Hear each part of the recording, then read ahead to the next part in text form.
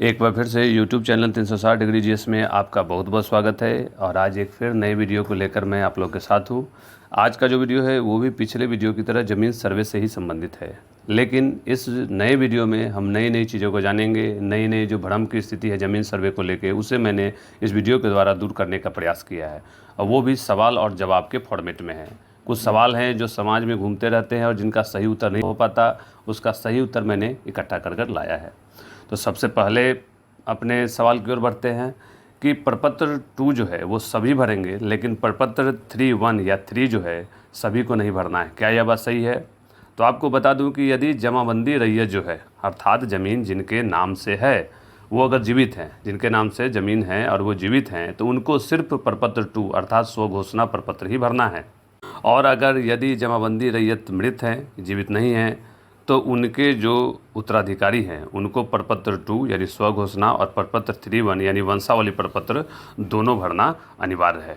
इस चीज़ को क्लियर कर लीजिए कि जो जिनके नाम से ज़मीन है और वो जीवित हैं तो प्रपत्र 2, और ज़मीन मालिक अगर जीवित नहीं है तो प्रपत्र 2 और 3 दोनों भरना पड़ेगा।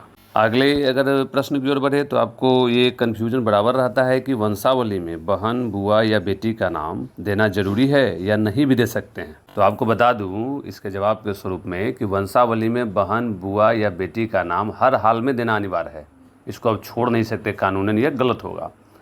और इनका नाम न देने की स्थिति में आपत्ति भी आ सकती है, परेशानी हो सकती है। ऐसे में ज़रूरी है कि सभी लोग अपनी वंशावली में बहन, बुआ या बेटी के नाम का भी जिक्र करें। ये ध्यान रखना है। हाँ, यदि अगर बहन, बुआ या बेटी संपत्ति में अपना हिस्सा नहीं लेना चाहती हैं, वो चाहती है कि हमको नहीं चाहिए हिस्सा, तो आप सिविल कार्यालय में लिखित रूप से उनको ये देना पड़ेगा, बहन, बुआ या बेटी को लिखित रूप से देना पड़ेगा कि उन्हें पिता की संपत्ति से कोई मतलब नहीं है, और इसलिए मेरा नाम न चढ़ा के मेरे भाइयों का नाम खतियान बना दिया जाए, भाइयों के नाम से खतियान तैयार कर दिया जाए। और एक बात और, इस अनापत्ति पत्र के साथ साथ बहनों को ज़रूरत पड़ने पर सिविल कार्यालय में भी उपस्थित रहकर पदाधिकारियों के सामने इकरार करना होगा कि हाँ, हम अपनी मर्जी से अपनी संपत्ति को छोड़ रहे हैं। और अब अगले प्रश्न की ओर बढ़े तो आप बराबर ये भ्रम है कि वंशावली जो बना रहे हैं उसमें शपथ पत्र यानी एफिडेविट ज़रूरी है कि नहीं। एफिडेविट जिसको हम लोग गाँव में हाफ एफिडेविट भी कहते हैं, वो ज़रूरी है कि नहीं। तो आपकी जानकारी के लिए बता दूं, बिहार सरकार के द्वारा यह आदेश निर्गत किया गया है कि प्रपत्र 3(1) में वंशावली के लिए आप फर्स्ट क्लास मजिस्ट्रेट यानी कार्यपालक दंडाधिकारी और नोटरी या फिर नोटरी पब्लिक के से जो हाफिडेविट भी बनाते हैं उसकी कोई ज़रूरत नहीं है, कोई आवश्यकता नहीं है। आप सिर्फ फॉर्म 3(1) के नीचे अगर आपकी जगह है तो वहाँ पे, और नहीं तो फॉर्म 3(1) के पीछे में खाली जगह है जो वहाँ स्वयं के हाथ से वंशावली बनाकर उसको जमा कर सकते हैं। कोई ज़रूरी नहीं है, अनिवार्य नहीं है कि आप फर्स्ट क्लास मजिस्ट्रेट या नोटरी पब्लिक से एफिडेविट बना कर दे ही। अगले प्रश्न हमारा है वो है कि रसीद जो हम लगाएंगे, ज़मीन का रसीद, वो कब तक का लगाना है, कब तक का मान्य हो, कितने डेट तक का। तो आपको बता दूं कि रसीद जो है वो किसी भी तारीख का रसीद है, किसी भी साल का जो राजस्व रसीद है या रसीद है वो मान्य है, ज़मीन रसीद।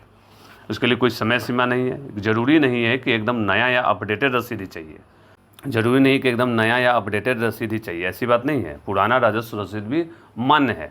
जनरली ये भ्रम की स्थिति है, लोग रसीद कटाने के लिए ब्लॉक का चक्कर, अंचल का चक्कर लगाते रहते हैं।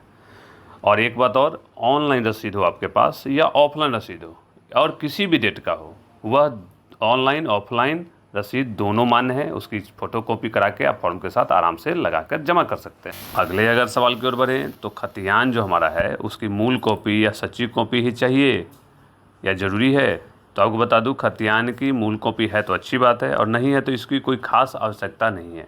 आपके पास अगर पुश्तैनी ज़मीन है और उसके खतियान की अगर फ़ोटो स्टेट भी अवेलेबल है तो उसका फ़ोटो कॉपी आप लगाकर फॉर्म के साथ जमा कर सकते हैं। ओरिजिनल के पीछे नहीं भागना है। अगले प्रश्न की ओर बढ़े तो घर से जो दूर रह रहे हैं, प्रदेश में काम कर रहे हैं या बहुत दूर विदेश में रह रहे हैं, तो वो सर्वे कैसे करा सकते हैं, कब उनको है कि यहाँ लौटकर आना चाहिए अपने काम करवाने के लिए। तो इसके जवाब का स्वरूप है कि सर्वे के लिए अपना काम छोड़कर अभी आने की कोई ज़रूरत नहीं है, क्योंकि ये प्रारंभिक चरण में है।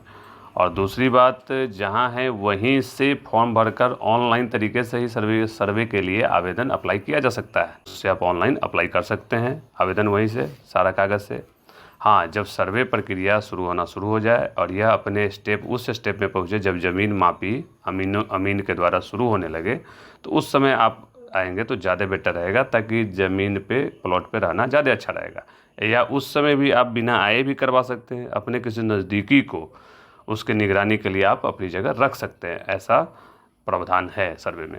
और नेक्स्ट प्रश्न की बात करें तो ये है कि दाखिल खारिज अगर किसी ज़मीन का नहीं हुआ है तो सर्वे में फिर उस ज़मीन का क्या होगा।